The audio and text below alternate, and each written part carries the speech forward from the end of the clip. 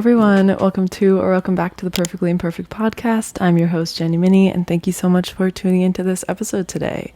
Today, we're going to be talking about self-love. Summer 2024 is my summer of self-love, and I don't know about you, but it needs to be that way. I feel like I have spent so many summers just hating my body, wanting to change my body, feeling insecure, feeling embarrassed, not wanting to wear certain clothes, not wanting to wear certain bikinis and swimsuits and all that kind of stuff. And there's even been summers where I don't do certain things and I cancel plans and I don't see friends because of these insecurities and just this lack of self-love. But that is stopping right now because I have been on a recovery journey for the last 3 years. If you're new here, I've been in recovery from anorexia for 3 years. So I've been sharing my journey here on the podcast and on my YouTube channel and Instagram, TikTok. But I'm also very much now, I feel like in a part of my recovery that I'm focusing more on the self-love aspect rather than the weight restoration and eating foods and all of that kind of stuff. Everyone's recovery journey is so different. This is how it is panning out for me. I have been able to weight restore. I've been able to conquer all my fear foods. I'm not afraid of things like that anymore. But now I feel like it's even harder than that part of my recovery. The self-love part is not easy, and it's no joke learning how to love yourself and accept yourself. I feel like growing up, I didn't realize the level of unacceptance I had for myself. I don't know if that's a word, but I just really struggled to accept myself and appreciate myself for who I was growing up. And I think that is just something so many people kind of subconsciously learn and start viewing themselves. I know I'm not alone in this for sure, especially growing up in a dance studio. I grew up ballet dancing and competition dancing. There's just a lot of negativity towards ourselves in spaces like that. And in school, everyone's commenting about themselves and the way they look and the things they're wearing and judging themselves. And it's a fact that it is the easiest thing to comment and critique yourself. You're not going to go around saying mean things about your friends or strangers on the street. We're so quick to be so self-critical of ourselves. And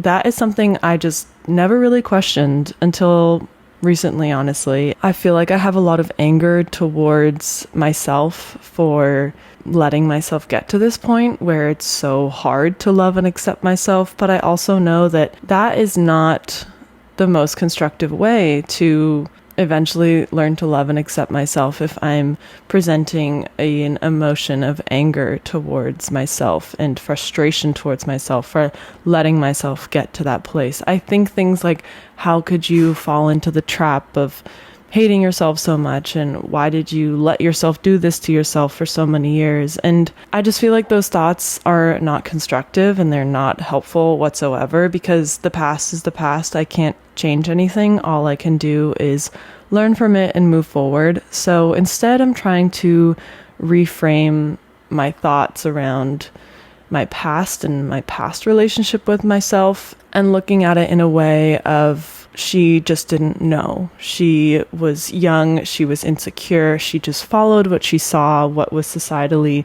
normal, and, you know, what the people around her were saying and doing. And she just didn't know. And that's not her fault. But now it's her responsibility, me talking to myself right now, to learn from that and put things in place and not look back in anger or frustration, and just have compassion for your younger self. And that is so much easier said than done. Believe me, I know it's not easy. I found it so much easier to just resort to anger and be frustrated. But I think that's how I've been feeling the past few months, honestly. And I feel like I've gotten nowhere, and it's just making me more angry and more frustrated. And so I really wanted to talk about that today, because I feel like self-love is such an ambiguous path. It looks so different for every single person. Every single person receives love differently, they feel love differently, and they receive and feel self-love differently as well. There's not a one-size-fits-all to a self-love journey. I just want to be real with you all and say that that's something I'm really struggling with. I don't really know what the Jenny looks like that doesn't compare herself and doesn't act out of frustration and anger in certain moments and doesn't put so much self-pressure on herself. I know that I don't need to do those things, but it's still just a really strong habit that I've built for the last 23 years. So it's not something that's gonna just switch and change overnight. And that's just the reality of it. And I hope this serves as a reminder to all of you, if you're also on your self-love journey, that these things don't happen overnight and you can't expect yourself to change and develop and start loving and accepting yourself overnight. It's just so unrealistic. And that's something I'm constantly reminding myself. So I'm here reminding you as well. As much as this is a summer of self-love, I'm not saying that you will love yourself by the end of the summer and by the end of the list that I mentioned today of how I'm having my self-love summer. It's not a recipe. It's not a scientific equation. It's not a math equation. You do these certain things and the output is total love and self-acceptance. No, that's not the case, but you can always do these things and build the habits. And once you're strengthening, getting to the science, I really think, don't quote me, I'm not a neuroscientist, but building habits comes from building consistency with like neural pathways in the way that you think and the way your brain fires. And when I think about that, it just makes a lot of sense that nothing is going to happen overnight. My brain is firing certain neurons and it's telling my body certain messages just because that's what it has been told to do for the past 23 years. So now all of a sudden I want it to switch overnight. That's just not realistic. So without further ado, I'm going to talk about how I'm having a self-love summer and 10 things that can be on your bucket list if you are also having a self-love summer this summer 2024. I have my little list right here. And the first one, top of my head, is a habit that I'm working on building, is to hydrate. Your body cannot function without water. Like, we're humans, and that is fundamental baseline. We need enough water. And I notice I've kind of been slipping on that habit and making sure that I have enough water. It really just shocks me, like, how much better I feel on the days where I do drink a substantial amount of water versus the days where I kind of go to like 3 p.m. and I'm like, oh my God, I've had 2 sips of water all day. And, I'm feeling lethargic, maybe a headache's developing. And yeah, it's just not fun. And it is something so simple, but again, don't beat yourself up. Don't tell yourself it's so easy, you should be able to do this, because I know that's how I speak to myself sometimes. But that's not part of self-love summer. We have compassion, we have kindness for ourselves. And, if one day you mess up and don't have a lot of water, whatever, it's not the end of the world, I promise. But next day you can just try to do better. So that is top on my list. Bucket list item is to maybe get a fun water bottle that you enjoy. Make the drinking of water activity something you're looking forward to.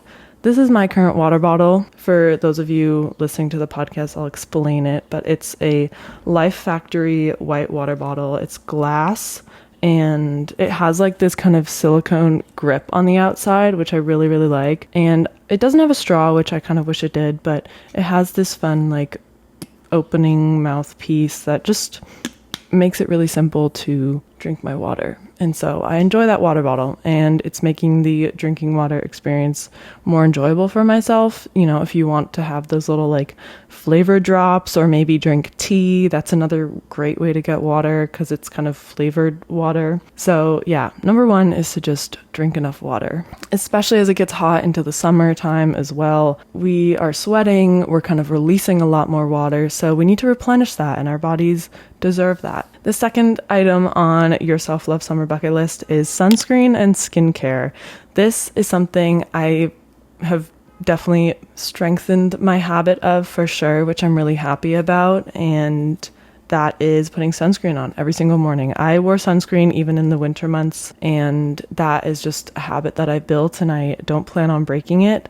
I am someone who struggled with acne most of my life. It's kind of become hormonal acne now, but throughout high school, I just one, I didn't know what to do. I didn't know how to take care of myself. And two, I think because I was in such a place of a lack of self-love, I didn't feel motivated to learn how to take care of my skin. I didn't feel motivated to understand my acne. I just hated it every single day and did nothing about it. So now I'm kind of taking the approach of educating myself, learning about my skin, really observing its, ebbs and flows and how my acne changes, especially throughout the month. And a big thing that I have done to help my acne, especially in the summer, is wear sunscreen every single day. Just wearing sunscreen every single day is just so protective and caring for your skin. I honestly should wear more sunscreen on the rest of my body. I did burn a little bit the other day, but yeah, that is the next thing for your self-love summer bucket list, is to educate yourself on your skin. Get the products that you need. They don't have to be crazy expensive products. I do feel so lucky that I've been able to try a lot of new skincare products recently with just the PR gifts that I've received from skincare brands. I'm so grateful that I'm in a position that I can try these things out, but you don't have to get the most expensive product out there. You don't have to buy the whole of Sephora to have clear skin.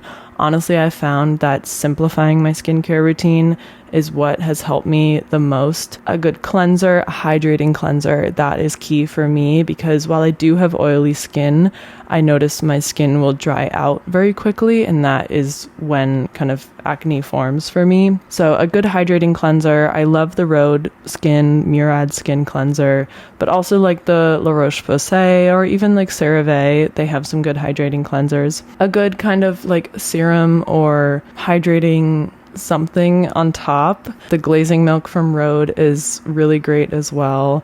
Some of the Ordinary serums, and just something to kind of give your skin a little extra hydration before you use your moisturizer. And then I use sunscreen, SPF 50 or above. I have a 40 one as well that I use sometimes as well, but ideally SPF 50. And then some sort of really hydrating moisturizer on top. You could have a moisturizer with sunscreen. I like to kind of separate it. I feel like I have more control and I can kind of layer the products better that way. But honestly, my skincare routine has just been kind of 4 basic steps lately, and I'm loving it. And I'm noticing that it's clearing up a little bit when my period comes and it's that time of the month. For sure, my skin will be breaking out and not as clear, but that's just something I'm learning. And I'm learning that skin fluctuates just like our bodies fluctuate overall, and that is okay. And so I'm learning to kind of accept and love that about myself this summer and every single day. Moving on to the third thing on your self-love summer bucket list is to clean out your closet. And I did do this a little bit a few weeks ago in May, and it felt so good. I sold a bunch of stuff on Depop. If you want to go check out my Depop, I'll link it in the show notes below. Or if you're watching this on YouTube, I'll put it in the description below. Cleaning out my closet was needed for so many reasons.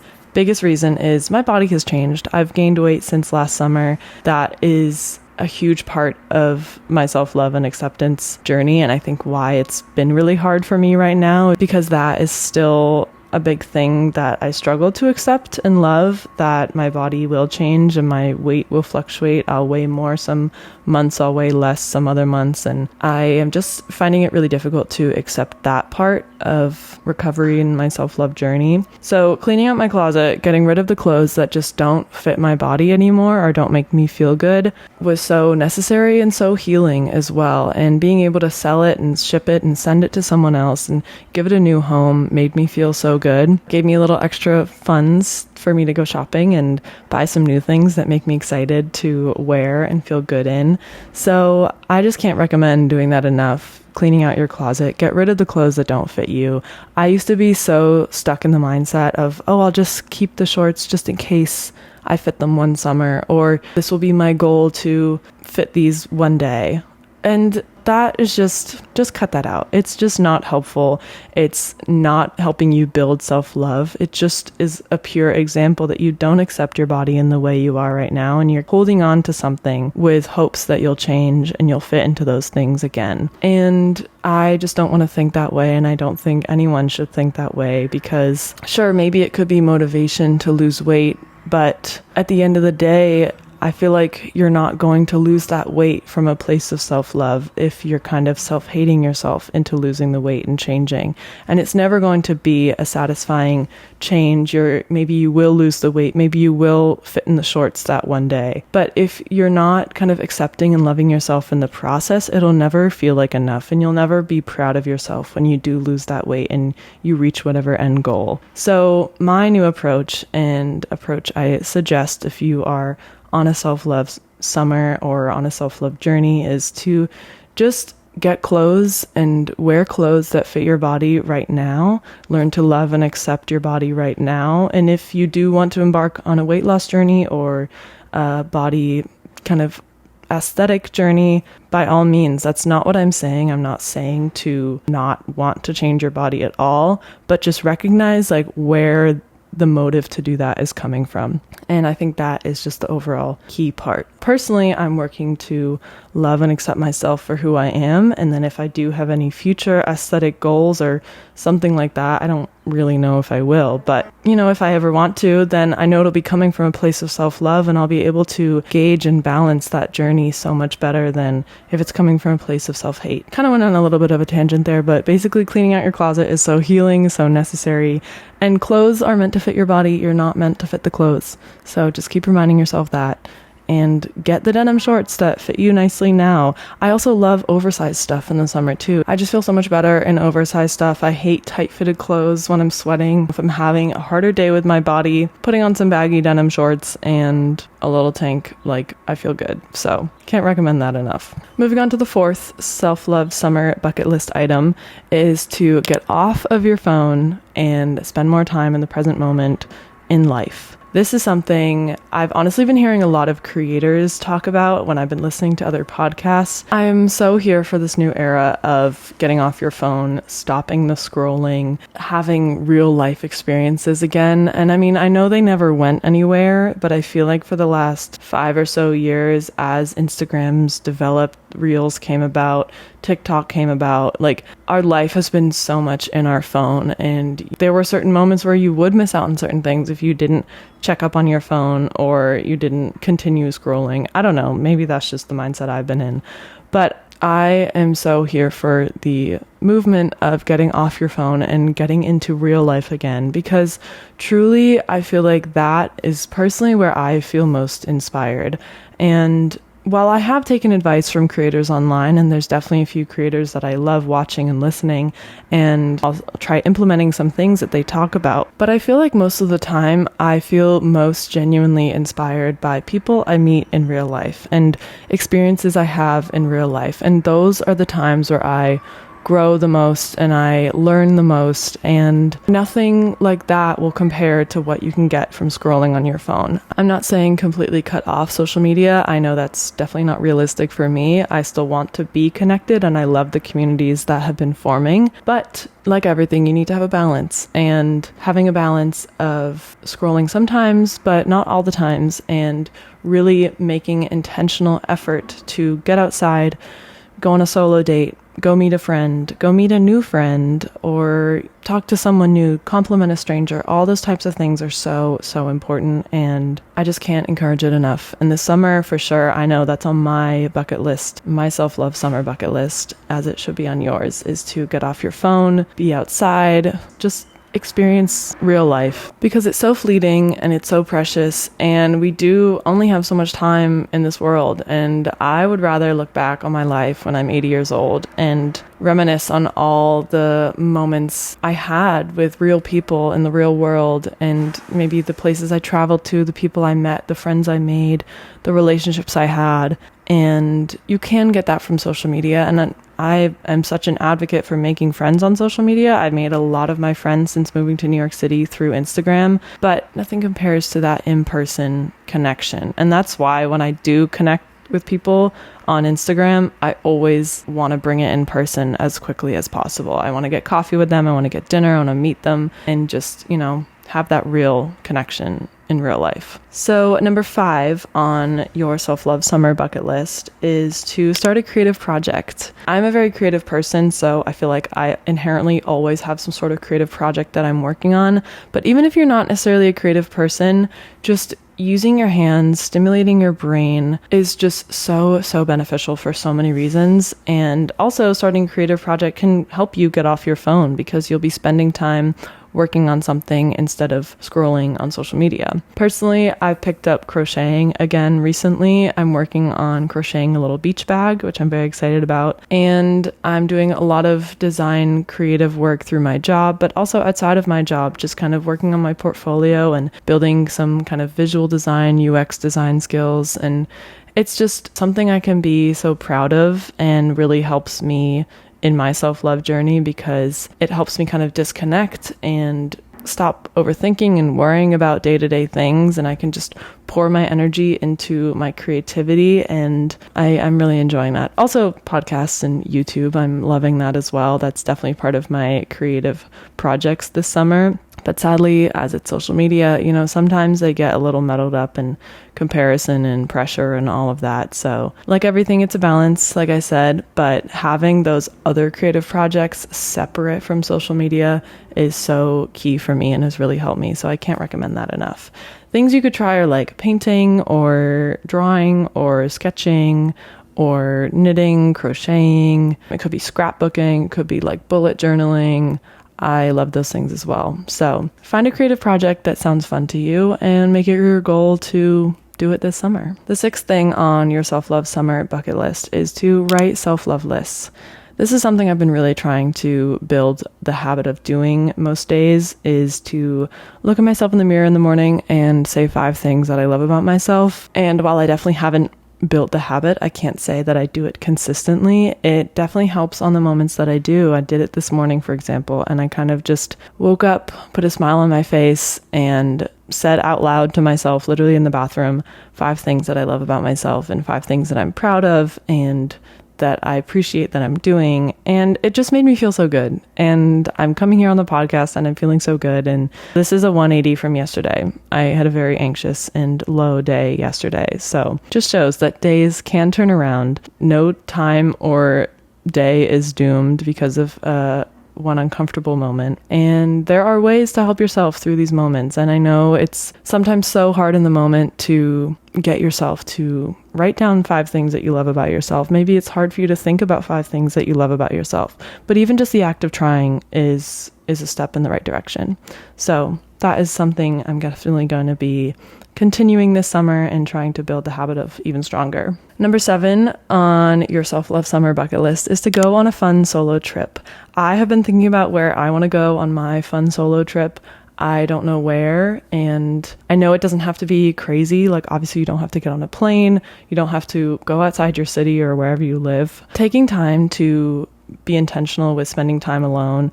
Take yourself somewhere fun. Take yourself somewhere maybe you've never been before. Do something you've never done before. And doing it alone is so powerful. I've already talked about the power of solo dates on my platforms before, but I will say it again. I can't recommend enough doing solo dates. And I feel like that's something I have fallen out of the habit of doing since moving to New York. I definitely do feel this pressure that you want to do things with people, and some things just aren't like as fun without others. But that is just kind of my own limiting mindset. And I feel like I want to build back the habit of doing things alone.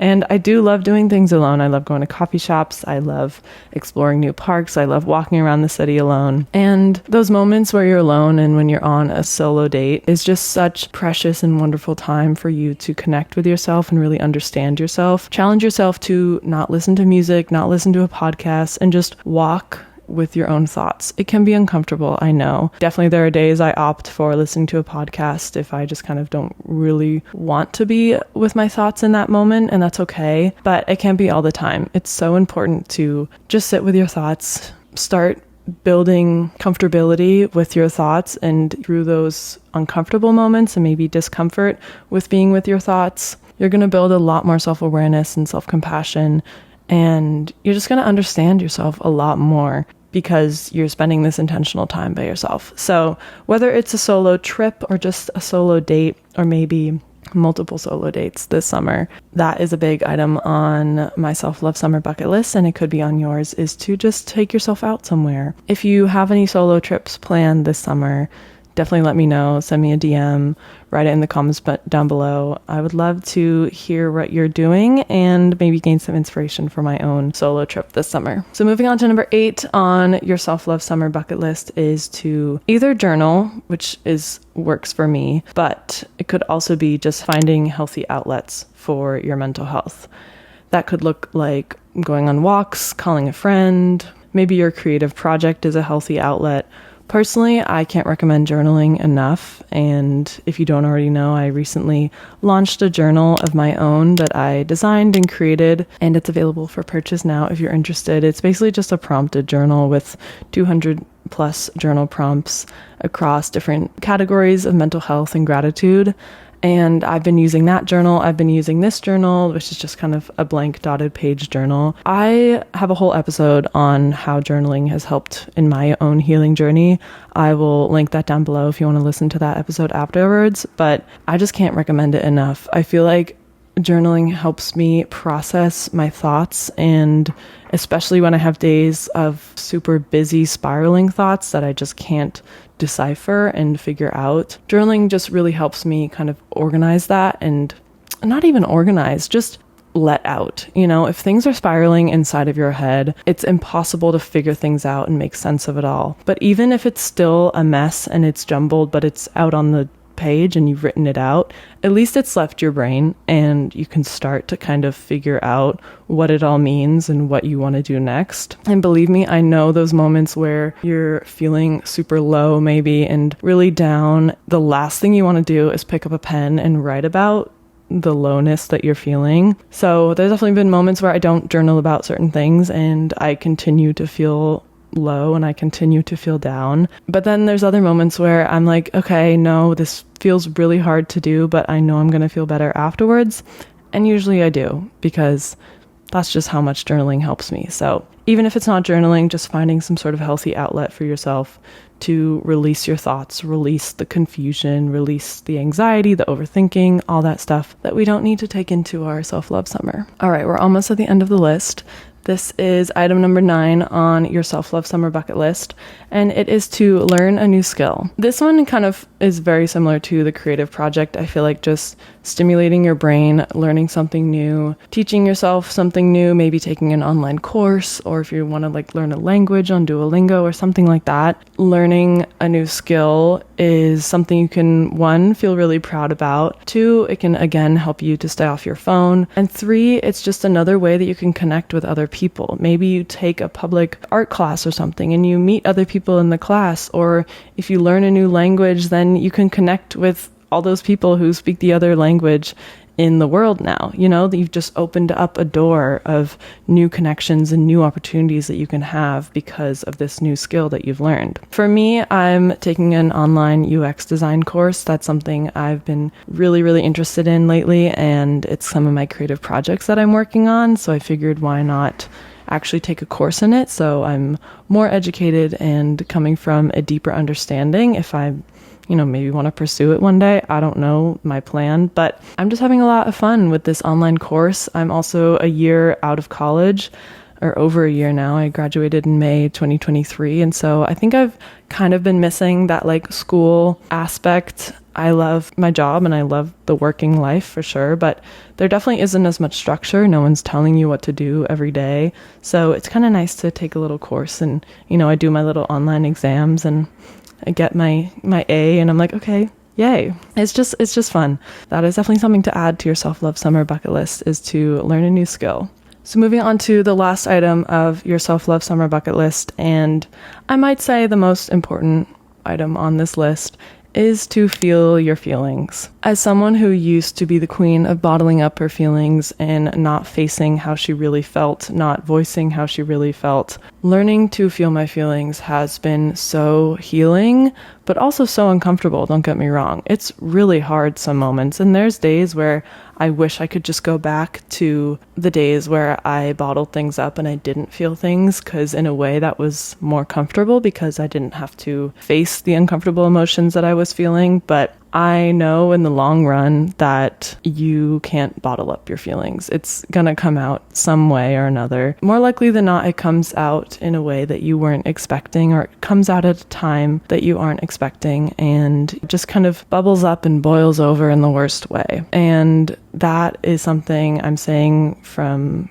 personal experience for sure. And so in the last few years, focusing on feeling my feelings, like I said, has been way more uncomfortable in certain moments, but it's been so crucial to not only my recovery journey, but also my self-love journey. So this summer, I challenge you to really stop bottling up emotions. If you start feeling something, write it in your journal, talk about it with someone, call a friend, call a family member, call someone you feel loved and supported by, and just let that emotion out. Feeling your feelings could also look like crying when you need to. It could also look like being frustrated when you need to, but not letting it take over and control your entire day. So feeling your feelings, I think, is a self-love summer bucket list item, but it's also just a life item. And it truly enables you to really gain understanding, gain compassion, and gain awareness just for your own triggers and what emotions you feel day to day, what certain things make you feel certain ways. Because if you're just bottling it up all the time, you're never going to be able to recognize patterns. You're never going to be able to understand yourself in that way and understand yourself emotionally. Human beings are such emotional creatures, and there's so much that goes on in our brain all the time. And if you're struggling with maybe a mental illness or something diagnosed as well, then those things can kind of just get heightened. And if you're constantly bottling them away, like I said, it's just going to bubble up and boil over in the most uncomfortable way when you're least expecting it. And while you can't control your emotions all the time, you can control how you receive them and how you react. And that's something that I'm really, really working on. I think I've fallen into the trap sometimes of feeling like I can't control how my emotions control me. And so I kind of will just let them take over my day. I'll, let my day be so bad all day because I had a rough morning or something like that. But just reminding yourself that you do have the power to control your reaction. You do have the power to control how much you let these emotions control you, but you can't control the emotion that comes. The emotions will come, you're going to feel certain things, but remind yourself that you do have control to how you react to when that emotion comes up. Like self-love, it's not going to happen overnight. You're not going to be able to control your feelings and control your reaction to certain feelings overnight. It is a journey, and coming at it with self-love and self-compassion and trying to accept that you're going to feel these things, you're not going to know how to handle it sometimes, but that will come with practice and it will come with time. So that is the last item on my self-love summer bucket list and on your self-love summer bucket list. So with that, I'm going to wrap up this episode. Thank you so much for listening, and thank you for being here. If you're watching on YouTube, I have my new podcast set up for the first time, which I'm really excited. I've also created a whole podcast YouTube channel as well. I kind of just wanted to separate my vlogs and my personal life from my podcast, so you can find them in two separate places now. And I'm going to be trying to upload video episodes whenever I post episodes as well, because I love watching podcast episodes. So I was kind of like, why don't I start making those? So here I am. Thank you for being here. Thank you for the continual support. There is also the submission forms. I'll put them in the description below, in the show notes on Spotify, Apple Podcasts, wherever you stream your podcast, but also in the description below on YouTube. Feel free to submit questions, recovery questions. I think I have an embarrassing story there and some recent wins, and I want to feature all those things in some upcoming episodes, which I think would be so fun and kind of fun and interactive that way. You can also follow the podcast Instagram at perfectlyimperfect.pod, and you can follow me on Instagram at jenny.mini. I have a TikTok as well, and my YouTube channel. I mostly post kind of lifestyle vlogs and other fun day-to-day stuff in New York City. If you enjoyed this episode, I'd love to hear your feedback. You can post a little rating, send a review, and I will catch you in the next episode.